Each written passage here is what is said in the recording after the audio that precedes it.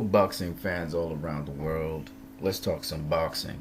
I know it's been a while since I talked anything about boxing, but I just had an opportunity to watch Andre Ward fight Sergey Kovalev. He fought him over the weekend, as you guys know, and he won, right? He beat Sergey Kovalev. It was a close fight, some say. And a lot of people thought that he was robbed, Sergey that is, that Andre needed to do more. And some people talked about Sergey not using his jab. He should have used his jab much more often. Now, I did a video on Floyd Mayweather versus Oscar De La Hoya and how Floyd took away Oscar's jab. I advise you guys to go check that out. Also, if you want to, you can go to Fight Hype or any other channel. I'm featuring Fight Hype right now. And look at the comments from each of the boxers out there and the people in boxing concerning Andre Ward. So some people thought that Sergey won the fight. It was a close fight, I will admit that, but I hands down agree with the referees that Andre won. And the thing about it is, a lot of people are saying that Andre started taking over the fight during the 5th round into the 6th. I disagree. I think Andre actually started taking over the fight at the end of the 3rd round, and the momentum of the fight went back his way as it proceeded through the 3rd, 4th, 5th. In fact, some of the work he did in the 1st round pretty much foreshadowed what he did throughout the fight. Now,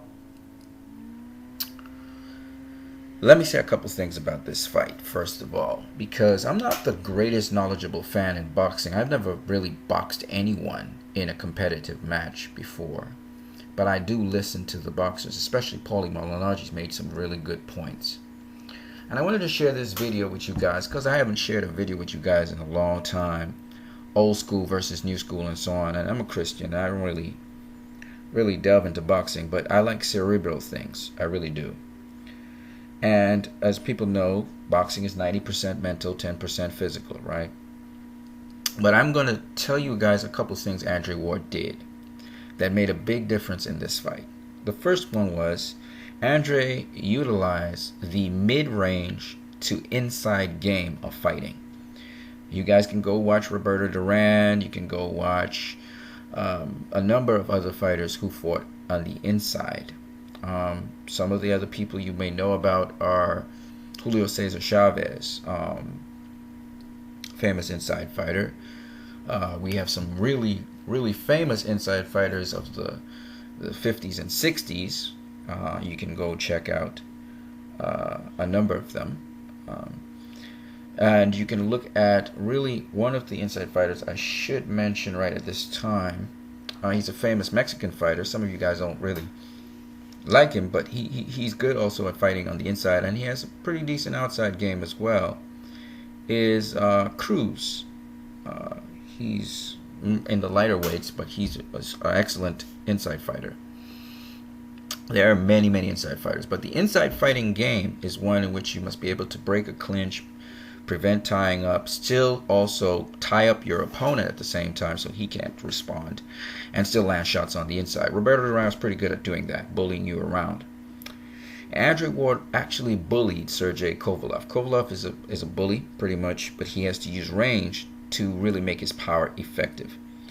Now, the knockdown in round 2 was a brilliant one by Sergey Kovalev. It's called the 1-2, where your opponent expects you to jab and you come over the top with the right hand. Now, he didn't hit Andre as he really wanted to hit him.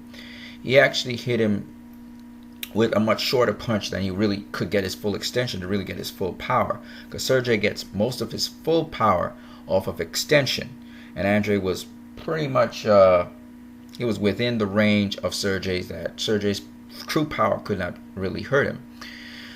Now, the thing about that punch, which was made it brilliant, was that Andre was off balance, looking to throw an overhand right. So he actually caught Andre off balance. And though Sergey's hands are powerful and dense, he didn't really catch Andre with the full power. So Andre wasn't really buzzed by Sergey. He wasn't wobbly or buzzed or anything. He just was knocked off balance. And that's why Andre said it was a flash knockdown. Now, Sergey did land punches on Andre Ward during the fight. What was interesting about this was Andre was able to take those punches. But how was Andre able to take Sergey's punches in the fight from the 5th round and onwards? By the way, like I said before, Andre came back in the 3rd. First, he was playing defensive, make sure he was all right and everything, and then he took the fight to Sergey, and he closed the distance on Sergey, right? But how was Andre Ward able to do that against Sergey and Hopkins was not? Well, there are 2 reasons. Now, Sergey has a longer reach than Andre. He has 1.5 inches on Andre in terms of reach. So Andre had to overcome that reach advantage, which is a huge reach advantage in boxing. The second thing Andre had to overcome was Sergey's power, and Sergey also had pretty decent boxing skills. How was Andre able to negate Sergey's power? How was Andre able to take away Sergey's jab and make it less effective? So I'm going to go back to Floyd Mayweather versus Oscar De La Hoya. Okay? I'm not going to show you this one. I'm going to tell you about it.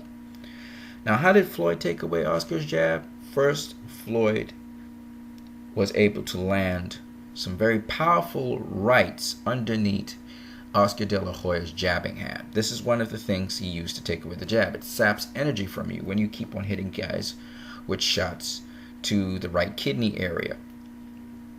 I'm sorry, the left kidney area, because he's a right-hander. And Floyd also was able to take away Oscar's left hook in the process. Then he would go over the top and beat Oscar to the punch. So Oscar had to look at 2 things. One, he had to be countered. He realized his jab could be countered by Floyd. In addition, Floyd used feints, and then Floyd established his own jab to say, I am the jabber here. So it was a psychological game Floyd was doing. Now, when Sergey knocked down Andre Ward, Sergey was not looking to finish Andre Ward. He knew this was a fight in which you don't go for the knockout in this fight. If you go for the knockout, you're probably going to get knocked out. So Sergey wasn't looking at that. Now, people say Andre Ward didn't have power. Andre Ward had a lot of power.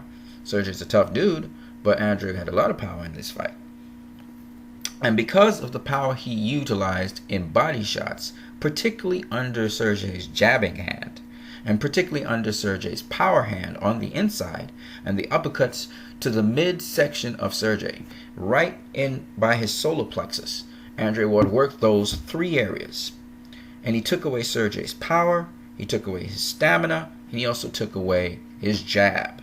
Okay, that's how Andre Ward was able to turn this fight. But he actually started doing this in the 1st round. So you guys go back, watch the fight of this fight, and see how Andre was already breaking down Sergey. He had to take away his power from him, right? And this was the important thing that Sergey had that distinguishes him from other fighters. His power. He's technically sound. He's using good boxing.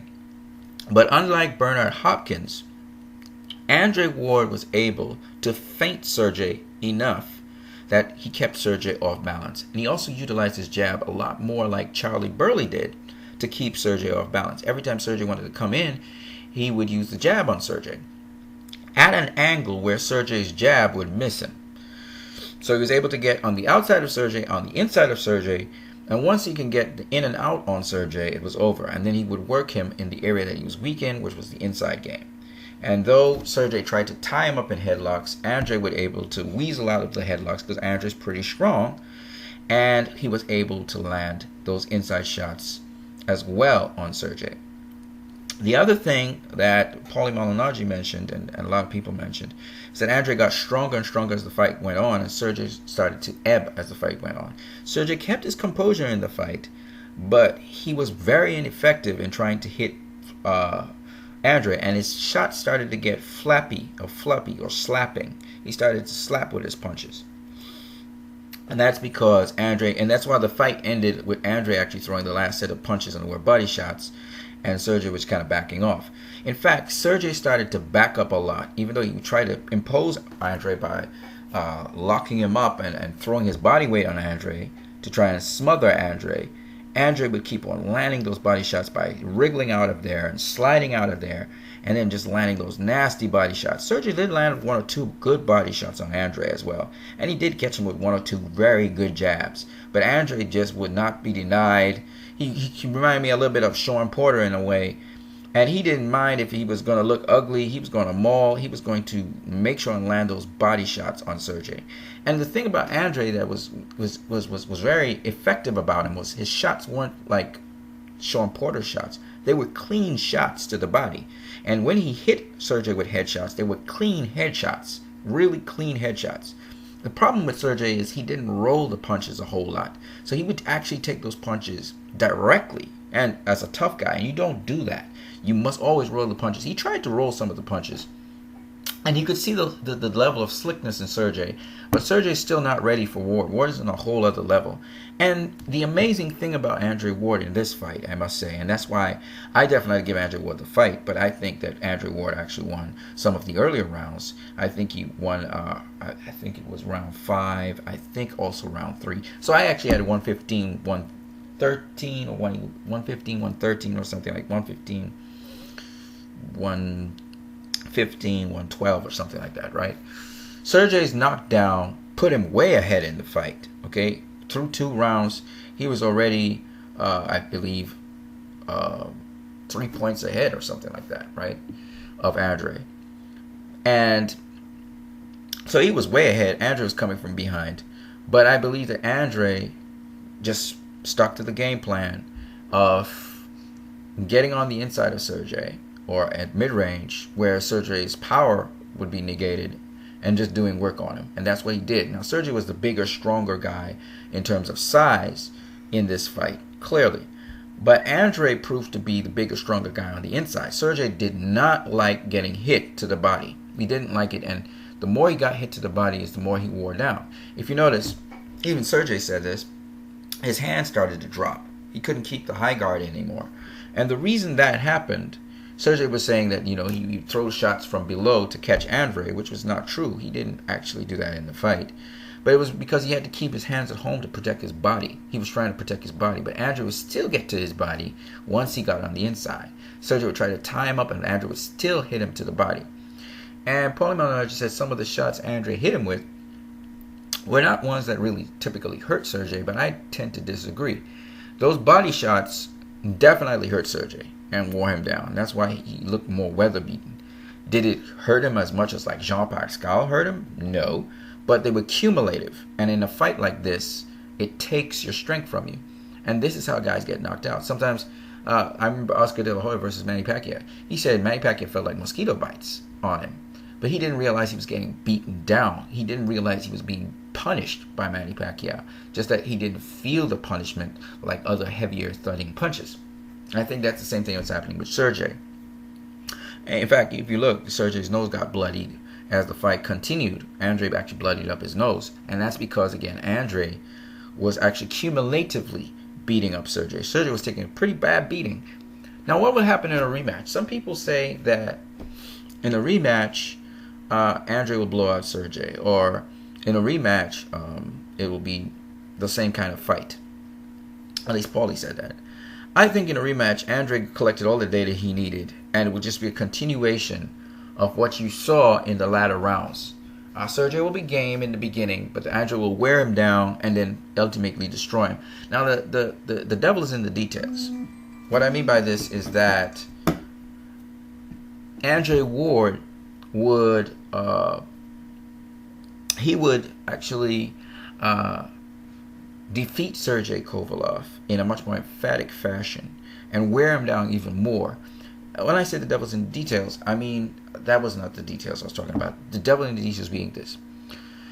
How Andre Ward got to Sergey's body is more the question you should ask yourself. How did he do it?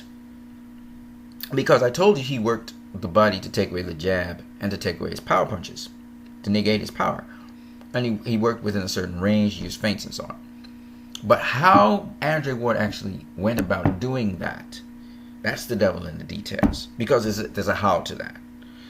And you have to be trained to be able to do that. And David Jackson did an excellent job with Algieri versus Amir Khan. And he did an excellent job with Kovalev versus Andre Ward. Did a good job. Kovalev dropped Andre Ward. Something that Don David Jackson said Andre Ward could be dropped. And he studied Andre Ward versus the other guy. I can't remember his name right now. Andre Ward was dropped, but it was a flash knockdown. It does make a difference in the fight. If Sergey could have knocked down Ward again, he definitely would have won this fight. Think of DeGale versus Andre Durrell.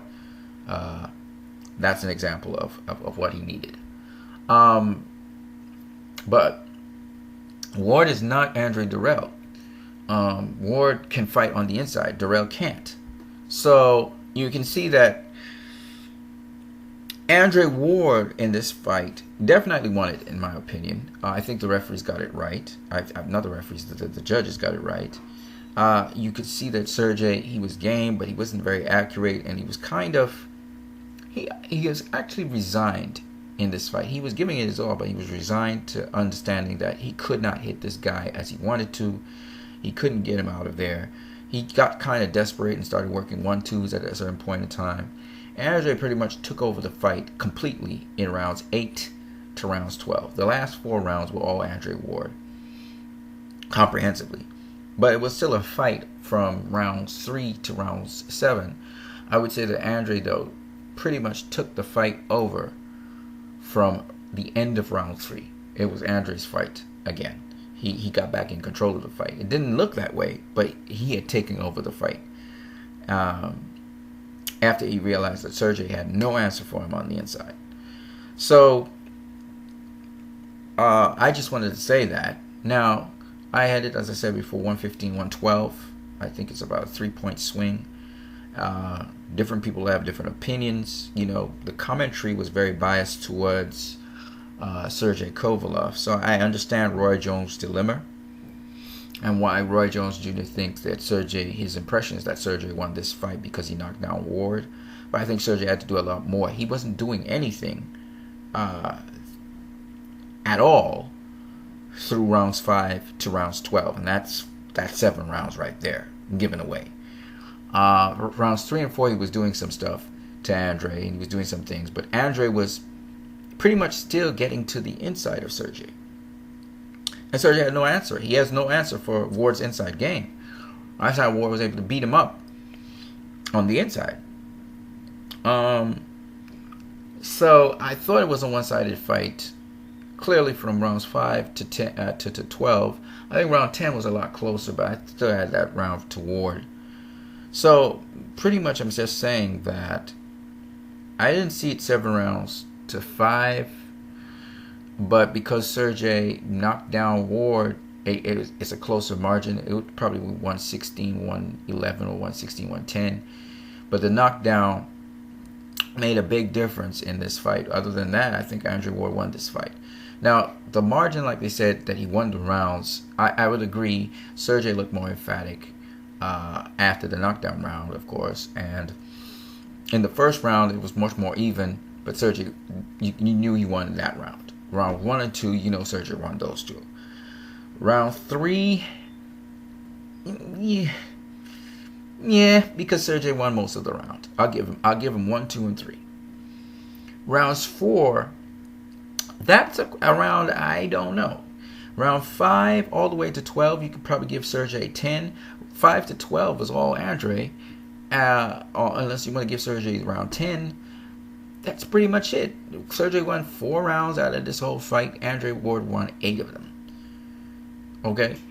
And so that's how I get the 115, 112, really. If you know your boxing, you'd realize that. And again, all the things Floyd Mayweather does. And there's so many different kinds of feints he used. He used the feints, the hand feints. He used the head feint. He used the body feint. He used the foot feints. He used the virtual alignment. I saw some Charlie Burley in there with the jab. I really liked what he was doing. There's a jab where it makes you think the person's coming forward, but they're actually in place. There's a jab which makes you think the person's going backwards, but they're actually going to the side. I mean, there's so many things that Andre Ward was doing in there that Kovalev doesn't know about. He just doesn't know about it. He doesn't know how to counteract it. He doesn't know how to deal with it. Footwork is everything in boxing, and Andre Ward has that complex footwork. He did look a little bit scrappy in there, and he didn't look as solid as I normally see Andre Ward. He didn't look as sharp as I've seen Andre Ward. He looked a little slower and a little bit more sloppy. But it's still flush shots. I guess heavier weight. He moved. Remember, this guy moved up in weight. He only had 2 fights at this new weight class. Okay, and this is light heavyweight. Yes, he's fought at light heavyweight in the Olympics. But the Olympics is not professional boxing. Okay, but this guy, man, he's got so many different dimensions to him, and you saw it. You saw it on display. In a fight again against Sergey, knowing the style of Sergey, it's going to be very hard for Sergey to win a fight like that. That's a shutout. That's a shutout fight for Andre Ward, and people are going to realize this. You know, people talk about it's a tough fight for Andre Ward. It's not a tough fight anymore. I mean, this is probably the toughest it's going to ever be for Andre Ward versus Sergey. The next time, he's going to dominate Sergey. Okay, so Sergey wants to rematch, fine. You know, when people talked about Castillo versus Floyd, Castillo was the bigger guy and everything, and it came down to Floyd again digging down deep and beating Sergey in the final rounds. Floyd had taken the earlier rounds in that case, and he needed a couple more rounds to win the fight. But the point is, Floyd stepped up his game against Castillo, and clearly Ward stepped up his game from round 3 onwards. So, I mean, I don't think anybody really truly believes it was a controversial decision. Those people saying that, and I noticed it's in the media a lot, it's controversial. It wasn't controversial. You could have said it was a close decision, but you can't say it's controversial. Yeah, Sergey dropped him, but lots of guys drop guys in fights. Peter Quillen dropped Andy Lee. Andy Lee came back to make it a draw. Okay, I think he dropped Andy Lee twice, if I'm not mistaken. Andy Lee dropped him once. But it's about boxing. It's about how you make adjustments, how you deal with things. Now, Andre Ward did make an adjustment. Paulie probably missed it. Andre Ward did make an adjustment to getting countered by the right. It wasn't that he made a mistake, but like Floyd, Floyd got similar sort of thing happened with him. Floyd uses a pull counter, and in this case, Floyd pull countered Marcos Maidana, if you guys remember that. And Marcos Maidana came with the 2 behind it. And what Floyd did was he masked it up. He used more feints. And then instead of doing the pull counter and just staying there, he pull countered and rolled under, right? And Andre Ward, he would fire a shot and go under, all right? That's what Ward started to do. So that's how Ward was able to make the adjustment so he wouldn't get caught with a 1-2 again. So, again, for those people who don't know boxing, Ward, Mayweather, they're compiling their data on you. Show me what you got. And the reason why I consider Floyd a very tough fighter, as Ward, Floyd has taken some hell of a shots. I mean, shots that would knock people out, that would knock people down. And he did not go down. He suck it up and he keep on coming. Ward's the same thing, except Ward was dropped. But then again, it was because he was out of position, and it was more a balance problem than it was about him getting buzzed. Floyd got more buzzed than him against Maidana. And again, the wisest thing these guys do is they cover up, they watch to see what the opponent actually did to them, what they were doing, so they can make the adjustment on them. And that's what Andre Ward did. So I just wanted to share this stuff with you guys. Remember, I have never actually been in competitive boxing, but if you kind of understand what's going on in that ring, it helps a lot. So, you know me, I like to educate people, so that's the reason why I came back to talk about it, and why Sergey had one chance. He had one chance to get Andre Ward. You get one chance at Floyd Mayweather. You get one chance at Andre Ward. Okay? Unlike Bernard Hopkins, you ain't going to get another chance against these guys.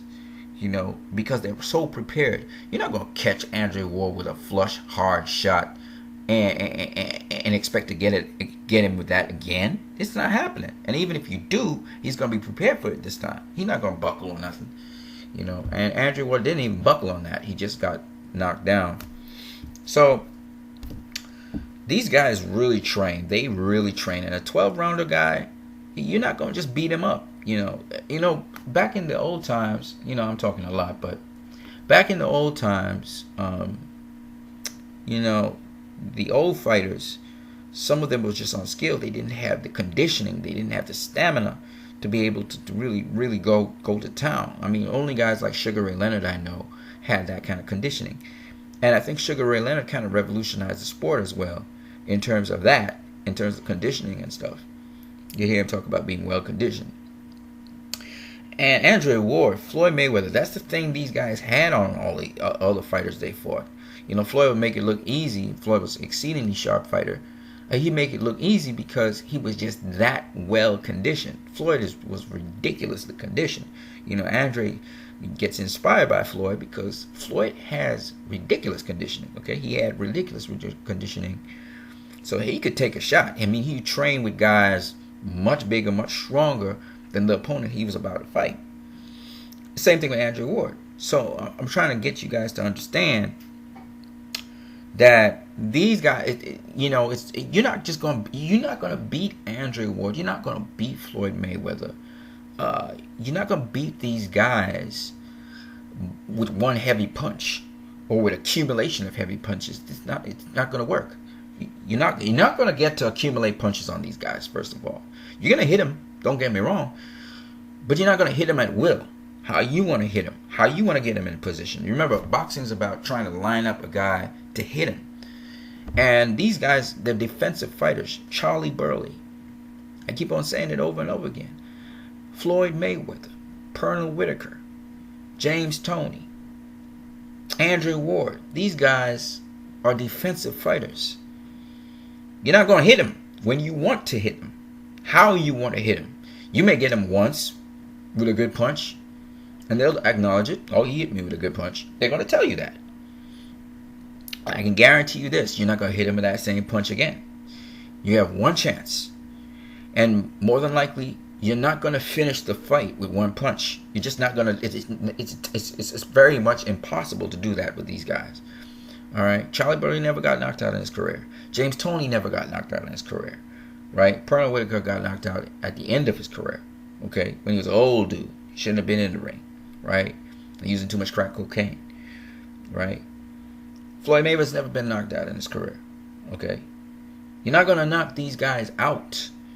You know, they're different guys to guys like Sugar Ray Leonard. Sugar Ray Leonard had great conditioning. But Sugar Ray Leonard got knocked out. Mostly at the end of his career, though, again. He had been dropped a couple times, right? Sugar Ray Leonard had been dropped a couple times in his career. But he got back up. He sucked it up and got back up. And my point being this. Ray Leonard was a defensive fighter as well. Some of the things that Ray Leonard did, you saw Andre Ward doing, actually.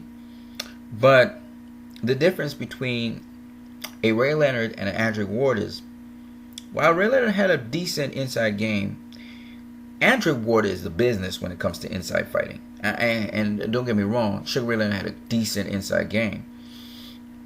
But an excellent inside game against Roberto Duran, but Duran got the nod on that one. But the difference is this. Andre Ward is as all-round fighter as you will find. He can fight on the outside, he can fight mid-range, very important, and he can fight on the inside. Okay? And those kinds of attributes don't come every day. Only the greats have that.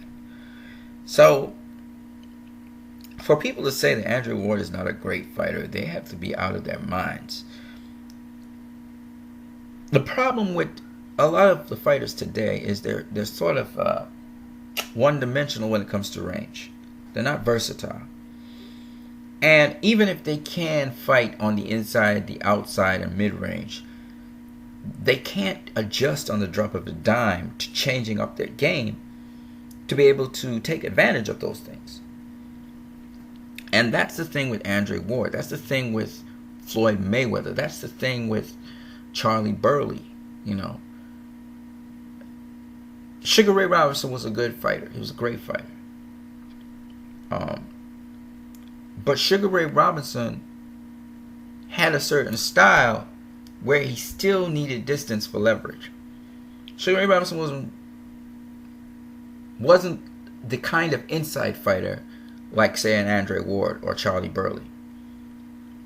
Which is why he was beaten by inside fighters, certain inside fighters, in his career.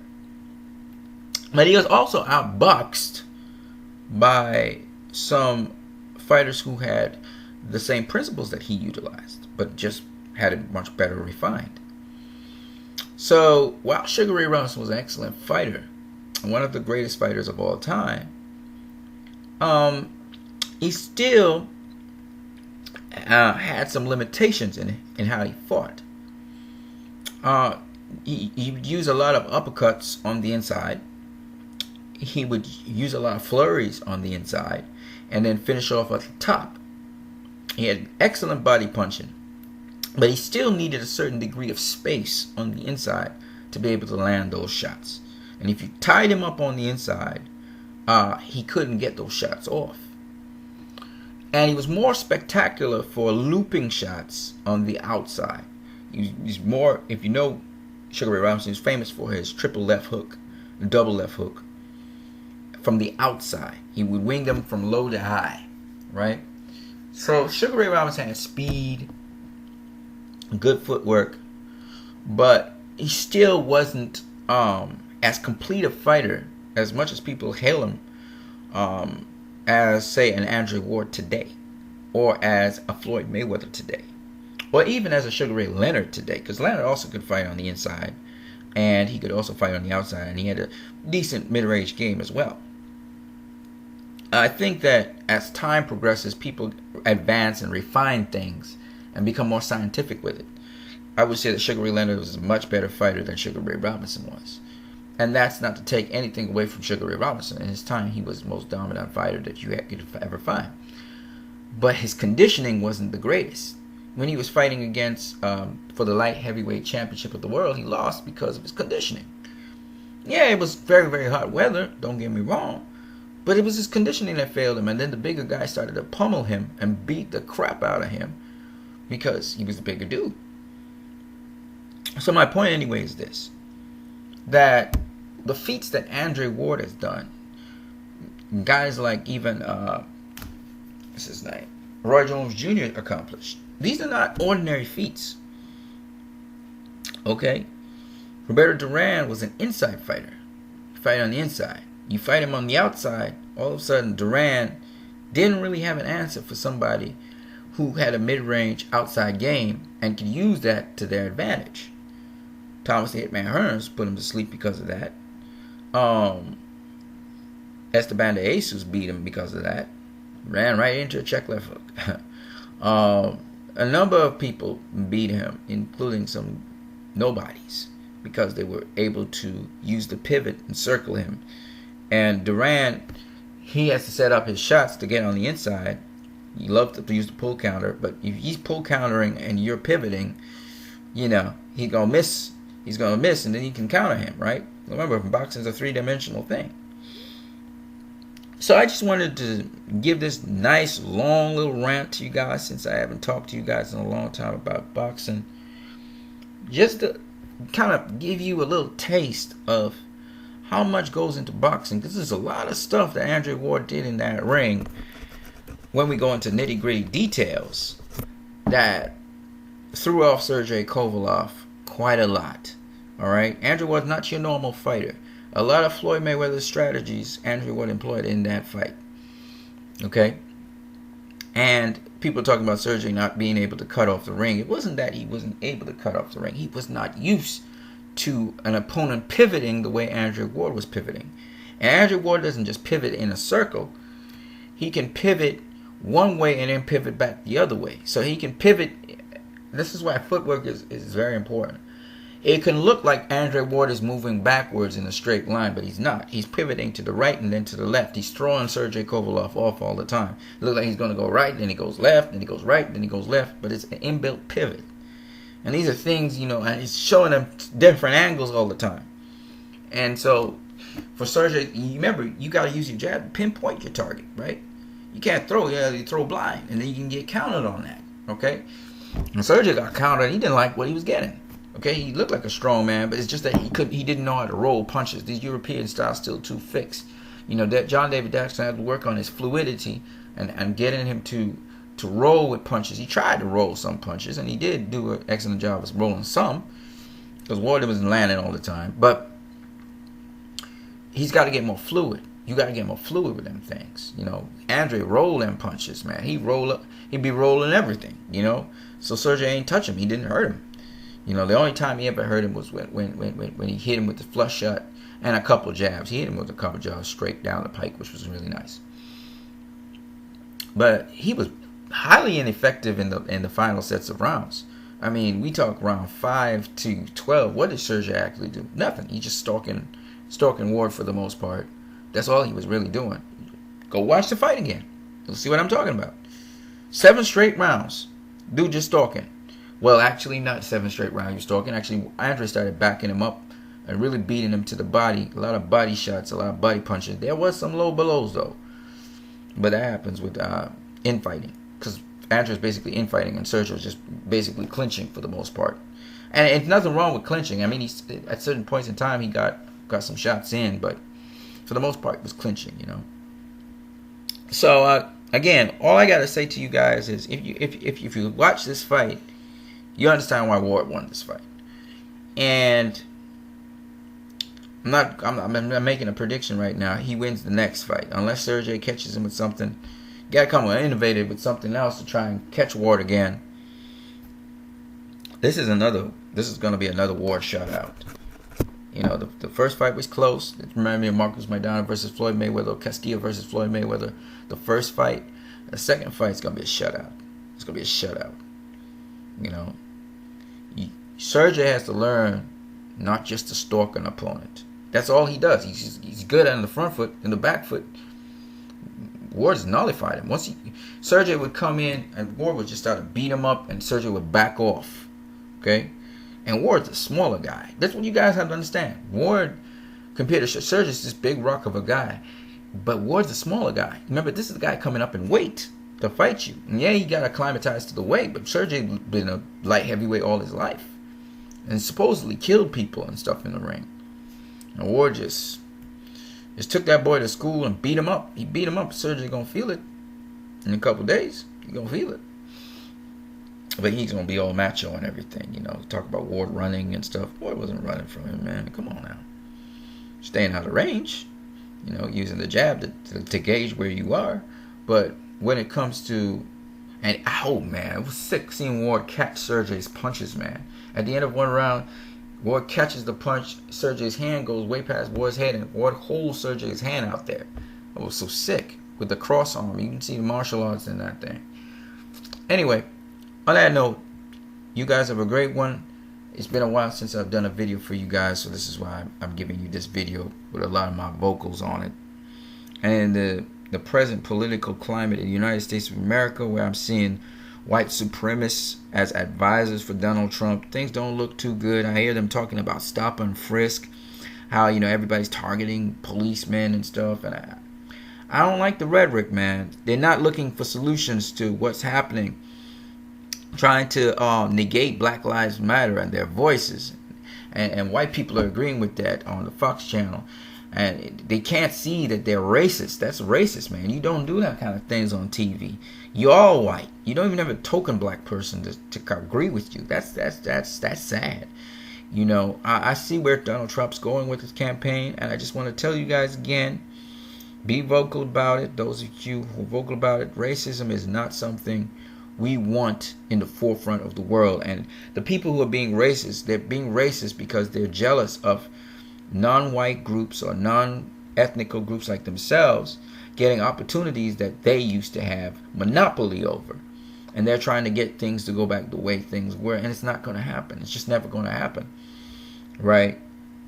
I'm not a gay rights activist or anything, but gay people got the opportunity to marry. All right, I don't like it, but that's just the way that is.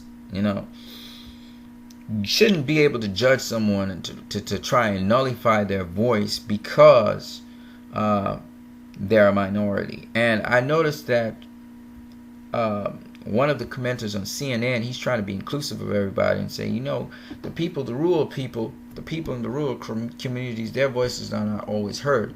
But some of the rhetoric from these people, from not all of them, but some of them from rural communities, is racist. It's downright racist. And what I'm seeing blatantly done in media by Donald Trump is he's saying people shouldn't have a voice.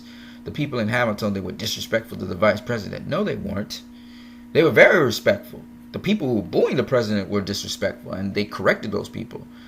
And so when I hear those kinds of rhetoric, it really disturbs me.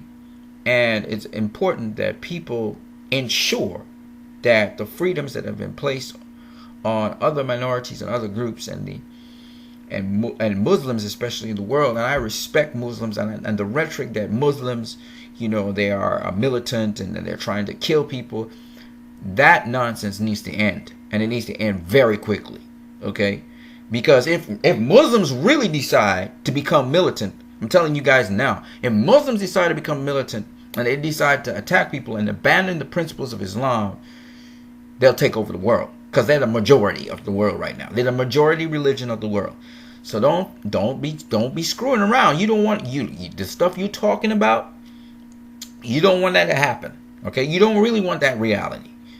Okay, so what happened in Sarajevo with the ethnic cleansing. They try to kill out all the Muslims and stuff in Sarajevo. That must not happen.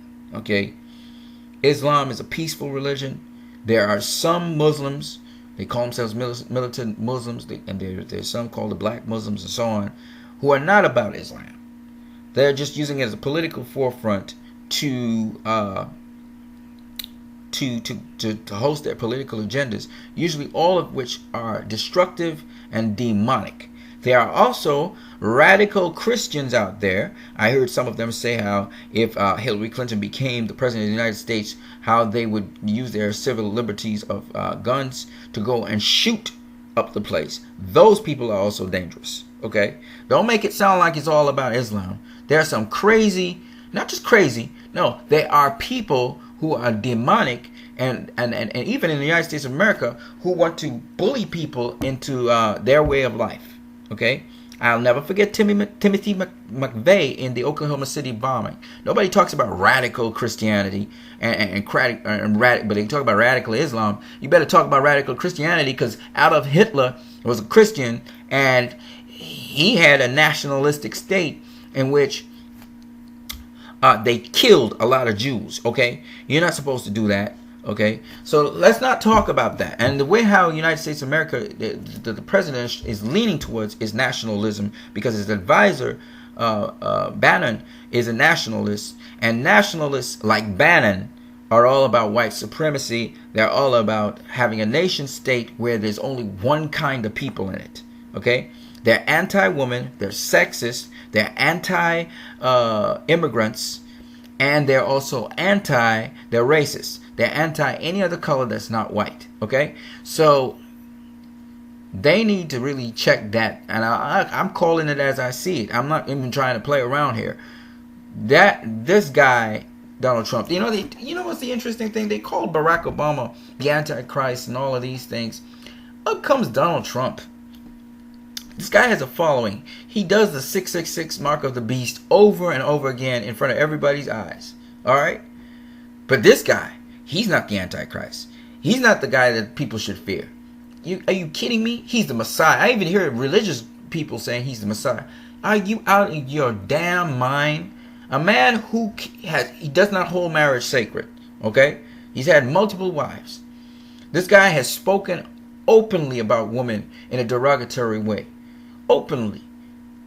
In line with Steve Bannon, they produce news articles on their Breitbart where it denigrates women.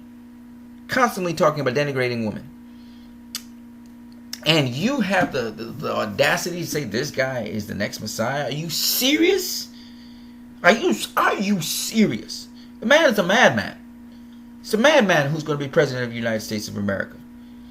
Okay? Thank God there are checks and balances in the United States of America, which must not be overrun.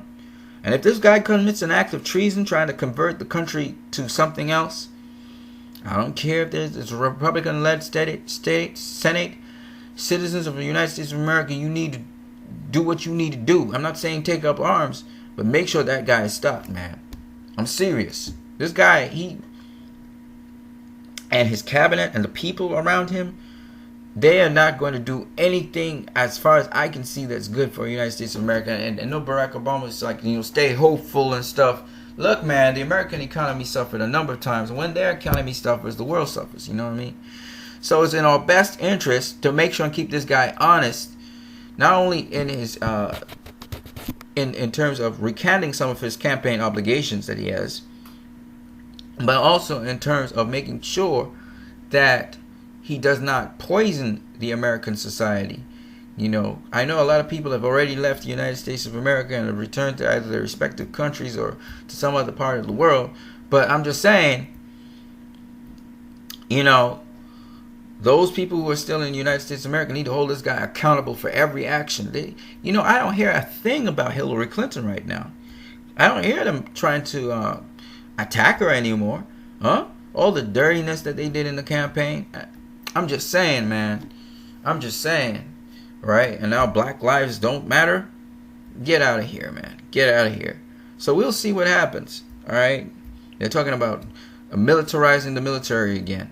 So Barack Obama demilitarized them, and they're looking to militarize them again. I don't like what I'm hearing. I don't like what I'm seeing. All right? And for people who are really not understanding what is happening here, I'm feeling sorry for you. Okay? And I know you guys have a great one.